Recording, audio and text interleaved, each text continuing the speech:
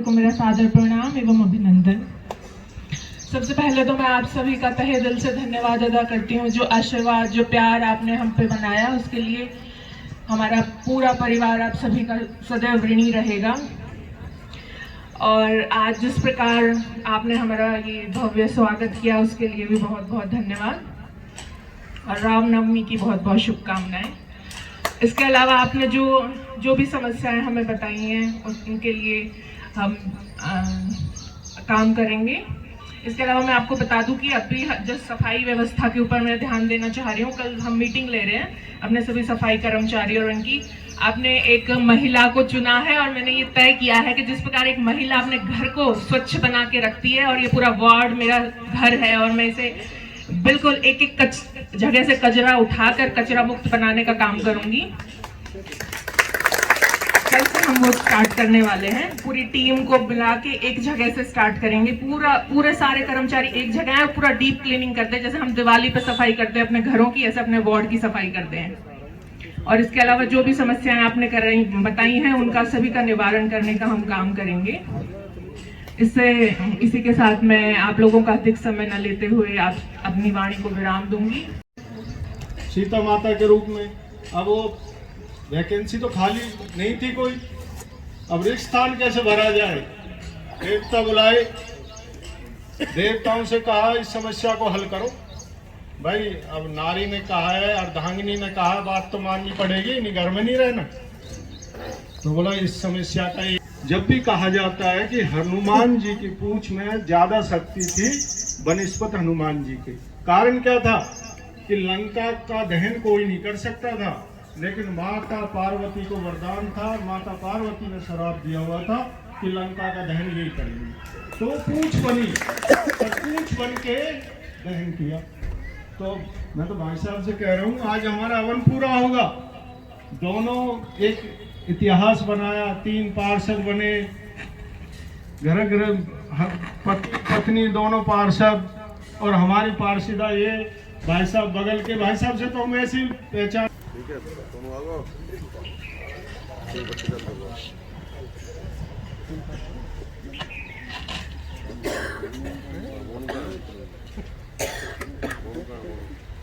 भाई सामने खड़े ना हो करो, तो लोग पीछे बैठे हैं, उनका भी थोड़ा ध्यान रखो।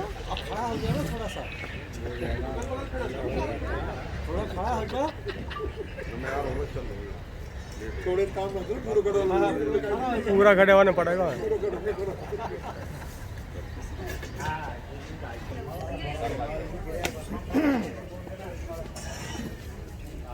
दोनों दो आदमी बैठा लिया, फूट डालने वाले तो मत डालिए, ठीक है ना? चालू कर दो, पता मुझे भी धर्म संकट से बचा लिया, धन्यवाद भाई साहब। क्योंकि देखो वही वाली बात आ गई, बुजुर्ग किसको कहूँ। जोड़ तो पड़ी गया। उधर देख लिया था, वो 3-4 बैठे हैं।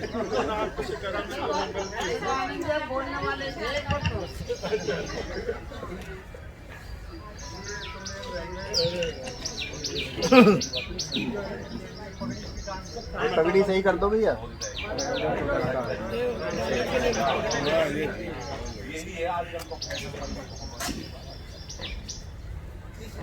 अरे भाजी यहीं से कर सकते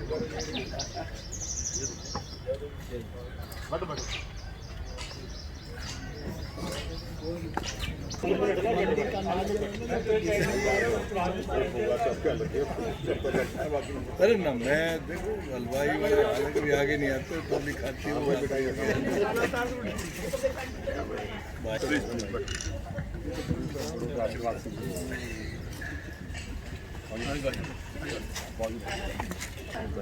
ये दिखाना, जितेंद्र भी बहुत होगी। बैठो, आप तक आएंगे मामे के लिए। बेदू पहनवा दी सारी माला में, बेदू डाल दो। तुम तो पहले तो ना करना है। अब मैं आपको निर्वाचित होने के लिए और उज्जवल भविष्य के लिए, और मांग पत्र हमारे सेक्टर की कुछ 4-5 समस्याएं वो हैं, तो मैं धनखड़ अंकल जी से कहूँगा वो मांग पत्र आपको दे दें। और या तो मैं पढ़ के सुना देता हूँ, या तो मैं पढ़ के सुना देता हूँ, पढ़ के सुनाओ, पढ़ के सुनाओ। ठीक है, अब सुन लो फिर।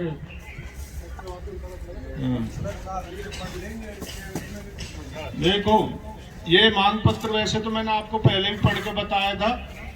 इसमें वार्ड नंबर 43 में पार्षद निर्वाचित होने पर इन्हें बधाई है और उज्जवल भविष्य की कामना की गई है। इसके अलावा कुछ समस्याएं हैं सेक्टर की जिनकी तरफ ध्यान दिलाया गया है और इनसे निवेदन किया गया है कि आप पर जितना हर संभव प्रयास हो उन समस्याओं को पूर्ण करने की कोशिश करें। समस्याएं तो खैर पूरी तरह से खत्म नहीं होती, न समस्याओं का पूर्ण निवारण होता है, तो पर हम आपसे प्रार्थना कर रहे हैं तो कोशिश करें वो समस्याएं कि एक हमारी ग्रीन बेल्ट है, सामने ग्रीन बेल्ट है और भी सेक्टर की है, इसे विकसित करने के लिए आपसे कहा। आपने पहले भी एक बार जेसी भेजी थी पर काम हमारी डील की वजह से अधूरा रह गया। आपसे निवेदन है वो ग्रीन बेल्ट को विकसित करें, तारबंदी और बाउंड्री वाल की अगर व्यवस्था होती है तो करवा दें।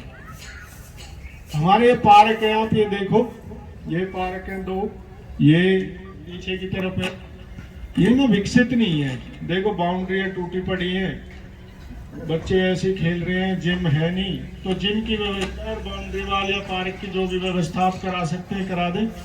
एक जो आपके हाथ में पूर्ण रूप से सीवरेज की व्यवस्था, वो नगर निगम में ही आती है, ओवरफ्लो होता है, लोग तंग रहते हैं, उसके लिए थोड़ा अरेंजमेंट कर दें।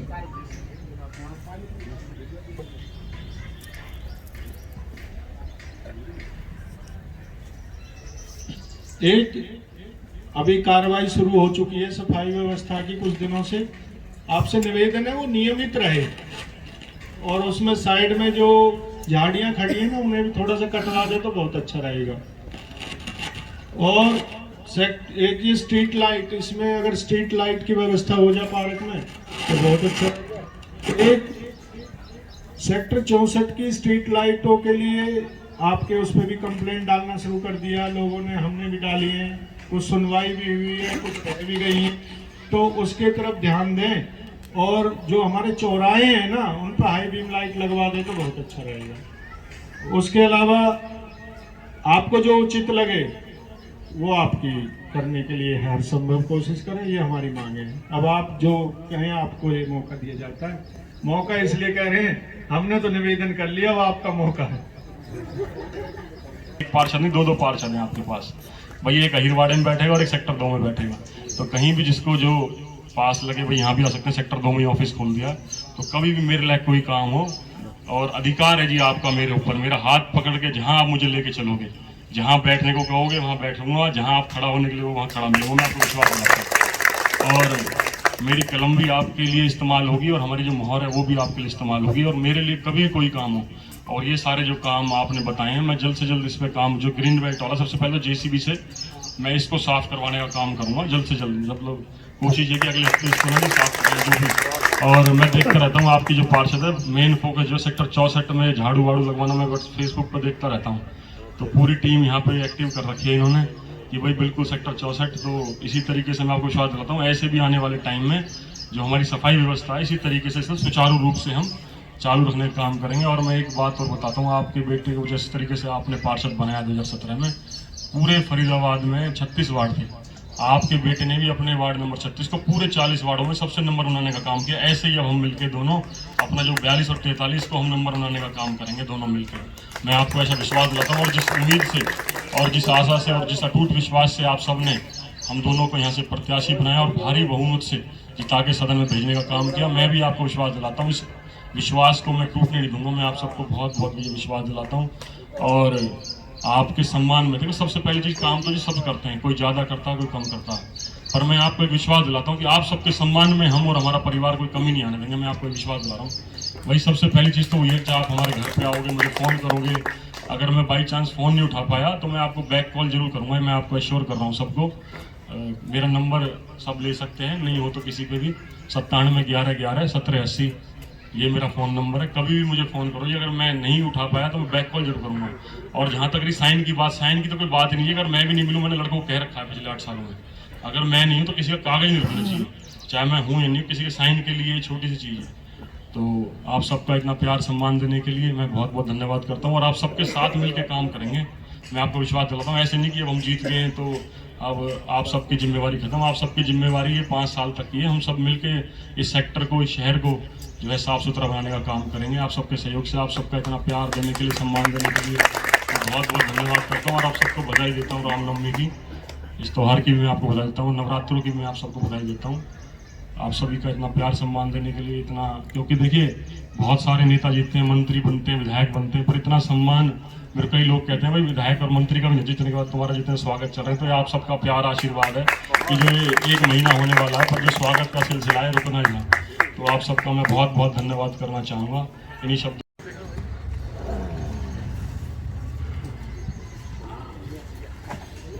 हेलो, आज यहाँ उपस्थित 64C की जो सरदारी बैठी है और जो 64C के नागरिक बैठे हैं, उन सभी को दंडवत प्रणाम नमन। और मैं, क्योंकि हमारी सभ्यता है, एक परंपरा है, वो परंपरा है अतिथि देवो भव। तो अतिथि देवो भव के तहत मैं अपने जो नवनिर्वाचित पार्षद श्री दीपक यादव जी और उनकी अर्धांगिनी जो हमारी बहन रश्मि यादव जी, उनका तहे दिल से सेक्टर की तरफ से स्वागत करता हूं और उनके उज्जवल भविष्य की कामना करता हूं कि वो इसी तरह सेक्टर के लिए, अपने क्षेत्र के लिए कार्य करते रहेंगे और अपने नाम को आगे बढ़ाते रहेंगे और लोगों की सेवा करते रहेंगे। मैं इनकी जो शख्सियत है, मैं क्या, हम सभी उनसे बड़े इम्प्रेस हैं। बड़े एक प्रशंसनीय शख्सियत है इनकी। उसी के कारण सभी सेक्टर वासियों ने इन्हें आमंत्रित करने के लिए कहा और कहा कि सम्मान किया जाए। क्यों? क्योंकि हमने नहीं देखा होगा कि कोई पार्षद 1 to 1 टच होने की कोशिश कर रहा है। इन्होंने एक नई मुहिम चालू करी, एक ग्रुप बनाया और उस ग्रुप के माध्यम से आपकी जितनी भी शिकायतें थी, लोगों को अपने तक पहुंचने का मौका दिया। धन्यवाद।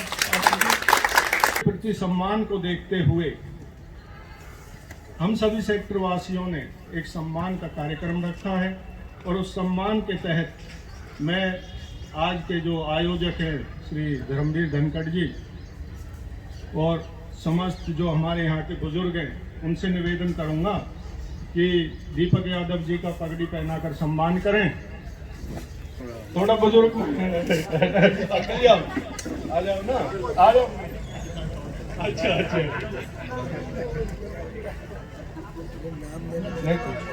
ना पड़ गया है?